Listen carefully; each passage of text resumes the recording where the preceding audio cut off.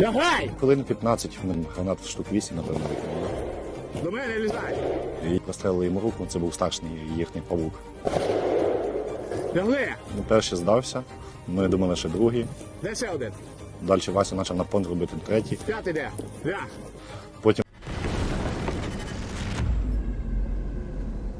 Hi guys, I'm Seth. Welcome back to the channel. Welcome back to Warthog Defense. Something exploded near Dzerzhinsk and Russia isn't talking. A train carrying toxic chemicals derailed and went up in flames in Nizhny Novgorod region.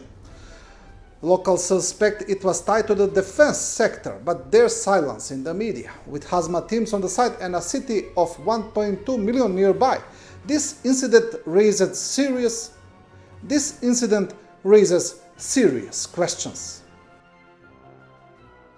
An explosion involving a cargo train carrying hazardous chemicals in Russia's Nizhny Novgorod region has sparked serious concerns over public safety, military logistics, and a possible cover-up by local authorities.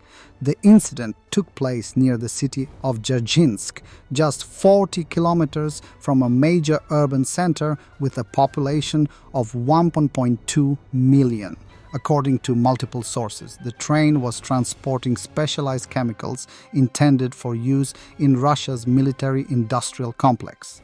The blast occurred on a railway section between Dzerzhinsk and Jelnino, and despite the seriousness of the event, no official information has been released in local or national Russian media. Firefighters arrived at the scene wearing chemical protection suits, a detail that further confirms the hazardous nature of the cargo. Photos circulating in local online forums show bright orange tank cars, which under European safety codes indicate the transport of dangerous substances. While speculation continues about what caused the explosion, officials have been tight-lipped. A source cited by The Telegraph, reportedly from Ukrainian law enforcement, noted that Ukrainian intelligence is monitoring the movement of such high-risk shipments, but declined to confirm any involvement by Ukrainian special services.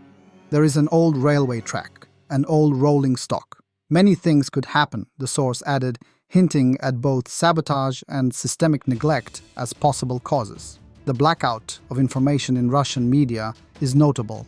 No regional outlets have covered the incident, and authorities have not warned residents of any potential danger from chemical exposure or environmental impact. This is consistent with a broader pattern of information suppression, following accidents that may impact Russia's defense infrastructure. This explosion is not an isolated event. Over the past few days, several rail-related accidents have occurred across Russia, raising questions about the state of the country's aging transport systems and the vulnerability of critical military supply lines. The incident also follows recent remarks by EU Foreign Policy Chief Kaja Kallas, who accused Russia of increasingly turning to chemical weapons in its war against Ukraine. According to Kallas, the use of such weapons is aimed at causing maximum pain and suffering in an attempt to break Ukrainian resistance. Whether the Dzerzhinsk train explosion was an act of sabotage or the result of crumbling infrastructure, it highlights a growing risk inside Russia's borders, one that threatens civilian populations and exposes weaknesses in the country's military logistics. With secrecy surrounding the incident and no public safety warnings issued, millions of Russians remain in the dark about a dangerous event that happened just outside their city.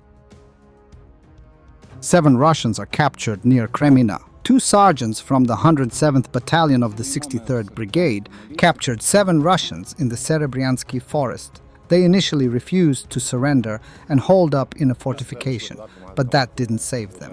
Ukraine's 63rd Mechanized Brigade continues to hold the line in the brutal and strategically vital Serebryansky forest, located on the border between Luhansk and Donetsk regions.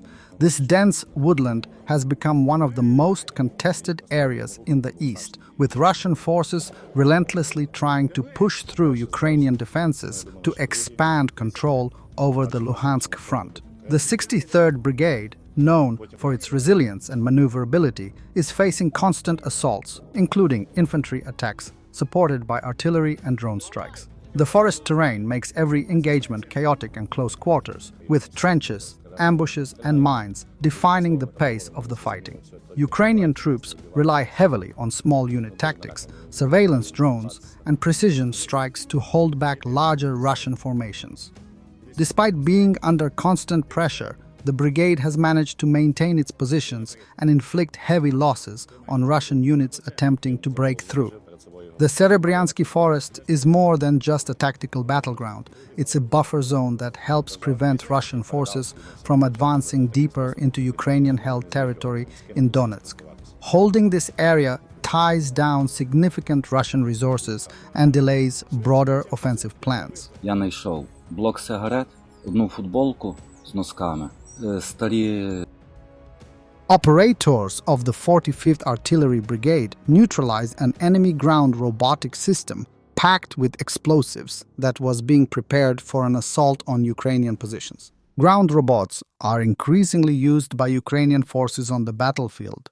These remote-controlled machines perform dangerous tasks like scouting, clearing mines, and delivering explosives, helping reduce risks to soldiers. Their growing presence highlights Ukraine's innovative approach to modern warfare and battlefield safety. Azerbaijani President Ilham Aliyev thanked the Ukrainian armed forces in a moment captured on video. Journalist Olena Kurbanova handed him unit patches from Ukrainian defenders, to which Aliyev responded, "Thank you very much. Thank you for what you're doing. Keep it up." Russian Z-affiliated military bloggers have begun calling for preparations for possible aggression against Azerbaijan following remarks by President Ilham Aliyev, in which he stated that Ukraine should have not accepted Russian occupation. The outlet Agentstvo Novosti reported on this. Speaking at the Third Global Media Forum on July 20th, President Aliyev responded to a question from a Ukrainian journalist asking what advice he, as the leader of a victorious nation, would offer to Ukraine. The president of Azerbaijan stated that he advises never to give up and never to accept the violation of territorial integrity. In addition, he announced that Azerbaijan was preparing documents to submit to an international court regarding the Azal plane crash in Kazakhstan, which likely occurred due to being struck by Russian air defense over Grozny. Following these statements, Russian propagandists simultaneously began advocating for armed aggression against Azerbaijan. For instance, blogger Alexei Zivov called Aliyev's remarks blatantly hostile and claimed that the Caspian Sea may soon become a new theater of war. Meanwhile, the channel Zapiski Veterana wrote that Baku was turning into a NATO outpost and was consciously following Ukraine's path. Other well-known Russian propagandists, including Semyon Pegov, Wargonzo, called a conflict with Baku inevitable and urged people to start preparing for it now, accusing Azerbaijan of open Russophobia. Similar messages have been spread by channels run by Yuri Podolyak, Archangel Spetsnaza, and two majors. At the end of June, two officers of the Federal Security Service of the Russian Federation were detained in Azerbaijan. They had been working at the Sputnik Azerbaijan office in Baku. This was reported by a local media outlet citing sources within law enforcement. According to journalists, the operation was carried out by Azerbaijan's Ministry of Internal Affairs. The detained individuals were operating under the cover of employment at the news agency, which is part of the Russia Today media group, one of the key instruments of Russian propaganda abroad. The official circumstances surrounding the FSB officers' presence in the editorial office have not been disclosed. However, it is not ruled out that they had been carrying out tasks related to information and psychological operations, coordinating editorial policy in Moscow's interests, or conducting other intelligence activities under the guise of journalism. Historically, the use of media, diplomatic and commercial institutions as cover for intelligence operations has been a common practice in Russian foreign policy. The detentions in Baku may indicate a shift in the Azerbaijani government's approach toward the presence of Russian structures on its territory. Thanks for watching, and don't forget to subscribe. Also, if you want to support Warthog Defense, please become our member and get early access to new videos, exclusive members-only videos, and become administrator in comment section. The membership link is in the description. Rescues every day. We had a guy last week at 6 rescues in 6 days. You know, he's doing the job every day.